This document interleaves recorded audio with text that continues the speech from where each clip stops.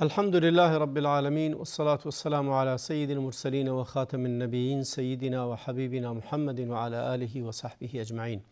با سلام و درود خدمت شما بینندگان عزیز، هر جا که هستید براتون آرزوی بسیار زیاد و بسیار خوبی رو میکنم و اینکه در لحظه وقتتون در مسیری زندگی کنید که بهترین راه و درستترین مسیر باشد.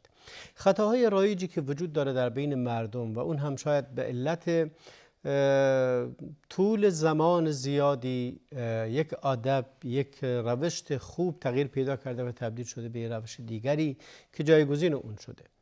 اونی که از طرف خدا و رسول خدا اومده برای ما بهترین هست. لذا آداب رو هم از پیامبر اکرم میآموزیم و از قرآن کریم.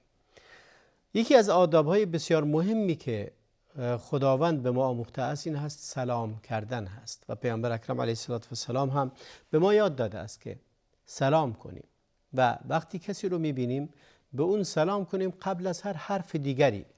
اما یکی از خطاهای رایجی که وجود داره، مردم قبل از سلامشون گفته‌های دیگری رو میگن، یا اهلا و سهلا رو میگن، یا خسته نباشید رو میگن، یا عبارات دیگری رو به کار میبرند که درش فراموش کردن که باید اول سلام بکنن بعد هر عبارت دیگری رو میگن. یا صبح وقتی هم دیگر رو میبینن صبح بخیر میگن، قبل از اینکه سلام کنن صبح بخیر میگن. ولی قبل از اینکه شما به همدیگه آرزوی یک صبح خوبی رو بکنید، یک سلام و درود بفرستید. ببینید این عبارت بسیار مهمی که پیامبر اکرم علیه السلام ما یاد داده است و در قرآن کریم هم از زبان اهل بهشت اومده، سلام علیکم. این که میگه سلام، خود سلام کردن بسیار پرمعناتر، بسیار آرزوی خیر بیشتری کردن هست برای هر کسی که داری باش متقابل میشی. میگی السلام علیکم و رحمت الله و برکاته. یعنی چی؟ وقتی که یعنی سلام بر تو، یعنی اینکه تو در آرامش، در امنیت، در صلح، در خوشی باشی، در سلامتی باشی. و همچنین بعدش میگه و رحمت خداوند و برکت خداوند بر تو. یعنی وقتی که برای کسی صبح باش روبرو میشی، شب، هر وقتی که اون رو دیدی، تلفن میزنی، اولین حرفی که میزنی اونها میگن الو، اما تو بگو سلام علیکم. وقتی که این سلام رو میگی، این خطاهای رایج یا چیزهایی است که از دیگران یاد گرفتیم. این کلمه هلو یا الو یا هر چی که دارین میگید با اونی که اسلام آورده متفاوت است. اونها این کلمه رو اگه دنبال ریشه اون برید، ببینید هیچ معنی آرزوی خیر کردنی درش نیست، هیچ دعایی درش نیست. اما در سلام کردن هم دعای به رحمت هست، هم دعای به برکت هست، هم دعای به سلامتی هست. همه این معنی ها وجود داره و اگر ما داریم به کسی هم سلام میدیم باید به این نیت سلام بدیم. وقتی به کسی میرسی میگی السلام علیکم، معنی نداره به اون سلام بدی ولی در دلت توطئه‌ای براش داشته باشی و در دلت کینه او رو داشته باشی. تو داری از خداوند رحمت و برکت براش میخوای. چگونه ممکن هست که انسان بر زبانش برای یک کسی رحمت و برکت و صلح و آرامش بخواد اما در دل برای اون توطئه بچینه و آرزوی بد بکنه؟ خداوند وقتی که این ادب رو به ما یاد داده، پیامبر اکرم وقتی که دستور داده که سلام کنیم، مقصود این نبوده که فقط لفظی رو، یه ادبی رو یاد بگیریم، ظاهر یه ادبی رو رعایت کنیم، بلکه مقصود اینه که معنای اون ادب رو به دیگران منتقل کنیم. وقتی که به کسی اعلان سلام میکنی یعنی من با تو سر دشمنی ندارم.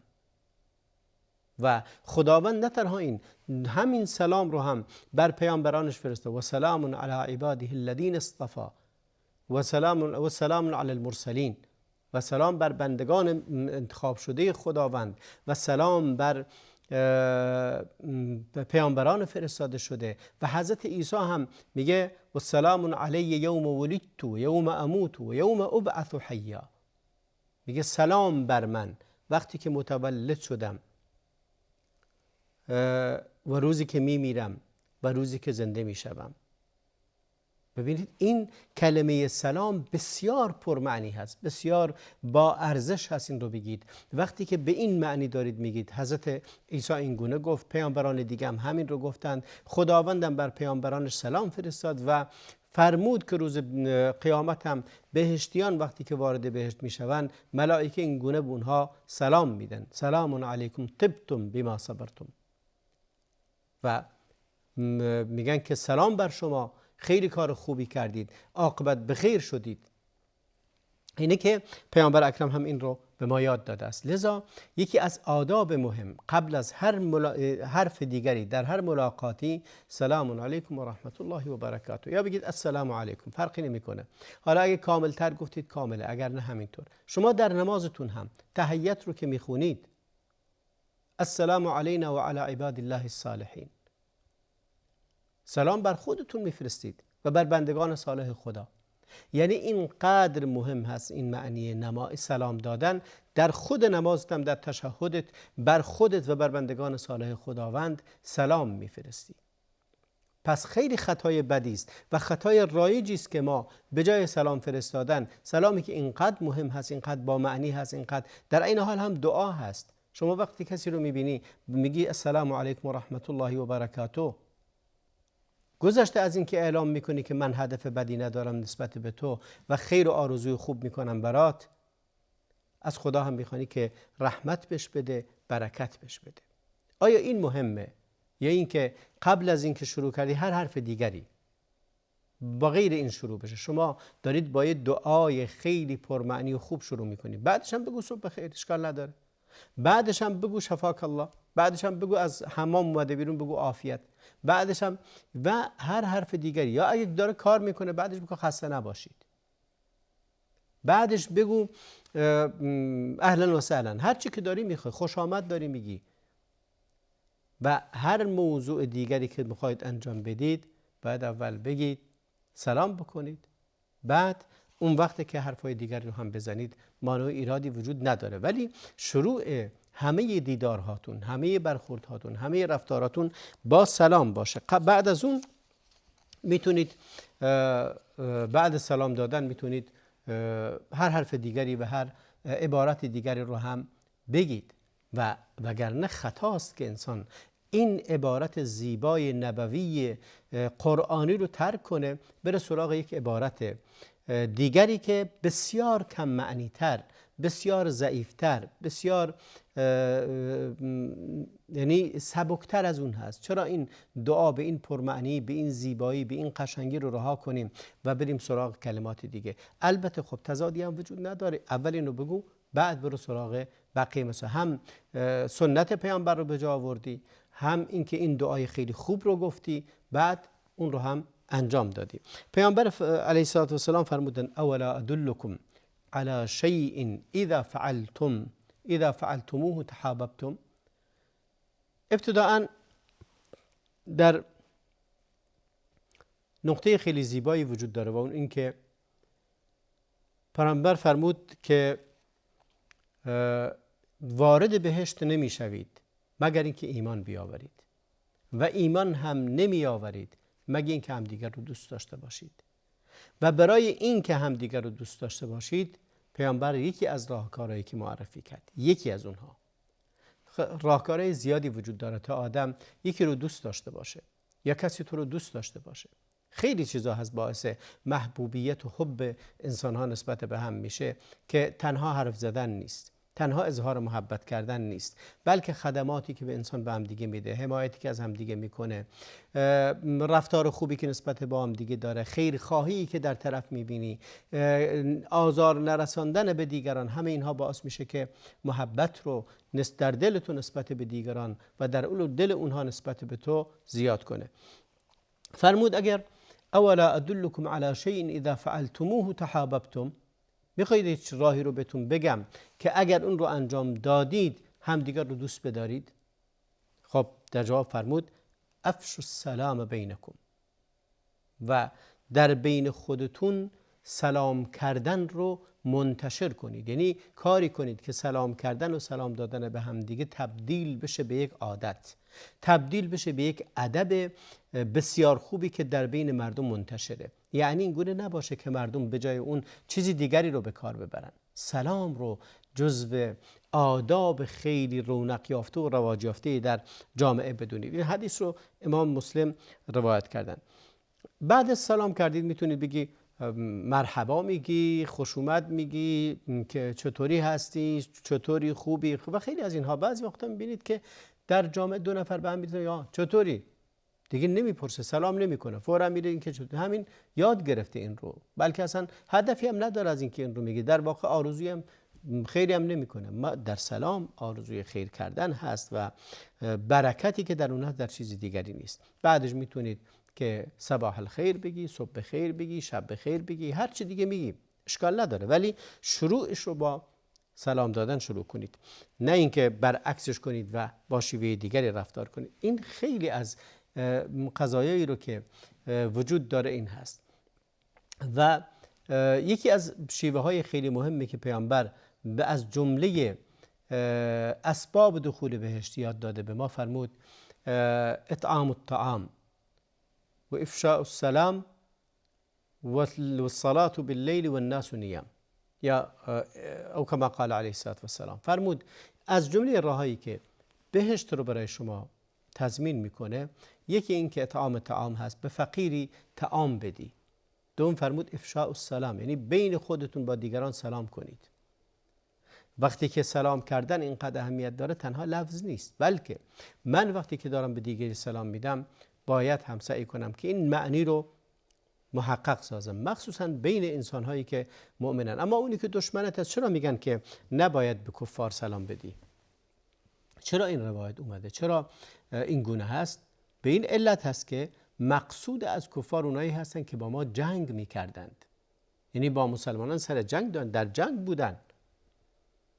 اونایی که در جنگ بودن سلامشون نمی کنی، چون دروغ میشه اون. و اگه به زبان سلام کنی اما تو داری میری در مقابلش داری باش میجنگی، چطوری میگی سلام؟ سلام یعنی اینکه من در صلحم با تو، آزاری از من به تو نمیرسه، ضرر و زیانی برای تو ندارم، ولی در جنگی باش. مگه ممکنه چنین چیزی؟ به خاطر همین ممنوع شده که به اون کفار حربی که داره با تو میجنگه سلام کنی، چون تو داری در جنگی.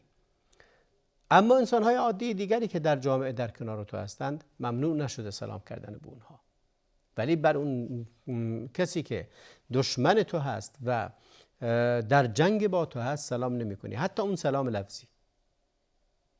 ببینید اینقدر با معنی است، این داره معنیش هست، نه اینکه فقط لفظ رو رعایت کنیم. میتونید به هر لفظ دیگری احوال پرسی کنید یا قرار داره حرفی بزنید، ولی سلام کردن به معنی اعلان صلح است، به معنی اعلان بی آزار بودن است، بی ضرر بودن است، بی زیان بودن هست. در نتیجه باید حتما معنیش رو هم رعایت کنیم. پس پیامبر اکرم علیه السلام فرمود: یک، طعام دادن به فقیر. دو، سلام کردن و سلام دادن و منتشر کردن این عادت خوب. و سه، فرمود شب نماز بخونید در حالی که دیگران خوابند. و صلوا باللیل و الناس نیام. شب رو نماز بخونید در حالی که مردم میخوابند و در خواب هستند. اینها ببینید سلام کردن در ضمن چی اومده؟ در وسط دو تا عبادت مهم. یکی یک عبادت مالی هست، این که طعام بدی به فقیر و مسکینی که ندارن غذا بخورن، این یک صدقه بزرگه. دو، یک عبادت بدنی و اون هم قیام شب و نماز تهجد خوندنه. بین این دوتا سلام اومده یک ادب اجتماعیه. از یک طرف فرمود غذا بدید به فقیر، از دیگری فرمود این غذا دادن به فقیر یک عبادت مالیه. و اما از طرف دیگه قیام شب و نماز تهجد خوندن در حالی که دیگران خوابن، تو خواب رو دور میکنی از خودت، بلند میشی. خب قطعا ترک خواب کردن و قیام کردن و بلند شدن، نماز خوندن در اون لحظه تنها بر کسانی آسان خواهد بود که اهل تقوا هستند، که دل پاکی دارند و اهل مجاهدت با نفسشون هستند. بلند میشن و نماز میخونن. در این وسط سلام رو فرستاده و سلام افشوا السلام و سلام کنید. پیامبر اکرم علیه السلام در حدیث دیگری فرمود سلام بدید به هر کسی که میشناسید و اونی که نمیشناسید. سلم علی من تعرف و علی من لم تعرف، چه اونی که میشناسی چه اونی که نمیشناسی. تنها این نیست که ما فقط اونا رو بشناسیم که یعنی اونا رو که میشناسیم سلامشون بکنیم، بلکه حتی اونهایی هم که نمیشناسیم سلام بکنیم و درود بفرستیم. و حالا شما در جایی که کسی رو میبینی وارد یک جمعی میشی که انسان‌های هستی نمیشناسیشون و با یه انسان روبرو میشی که نمیدونی که هست، وارد آسانسور میشی، وارد محیط کار میشی، و موارد بسیار زیاد دیگری که وجود داره. لزوم نداره که حتما باید ما بشناسیم تا سلام کنیم. سلام کردن یک ادب بسیار زیبا، یک ادب بسیار خوبی است که اسلام به انسان یاد میده. ولی قبل از اینکه سلام رو بهش یاد بده، تعهد به گفتار رو بهش یاد میده. یعنی تو اگر خداوند بهت میگه بگو لا اله الا الله داخل بهشت میشی، مقصود تنها این نیست که یک حرفی رو به زبان بیاری، باید تعهد داری به اونی که میگی. و همه رفتار آدم این گونه هست. به خاطر همین هر چیزی که به زبانت میاری باید متعهد بهش باشی، از جمله سلام کردن. وقتی که وارد یه جمعی میشی سلام میکنی، باید همه اونها از این سلام کردن تو احساس آرامش کنن، چون میدونن از طرف تو به اونها هیچ آزاری نخواهد رسید. تو داری اعلان میکنی، در اون جمعی که وجود داری اعلام میکنی که من خیر شماها رو میخوام. پس یکی از خطاهای رایج ترک سلام کردنه و بسیار جامعه هم بهش مبتلا شده. سعی و تلاش کنیم که این رو سلام دادن رو رونق بدیم، رواج بدیم، منتشر کنیم و دوری کنیم از کلمات دیگری که جایگزین اون اومده. میتونیم هر کلمه دیگه‌ای که معنای خیر داره رو بعد از سلام کردن به کار ببریم. تا برنامه دیگر همه شما رو به خدای بزرگ میسپارم. و صلی الله و بارک علی نبینا محمد و علی آله و صحبه اجمعین.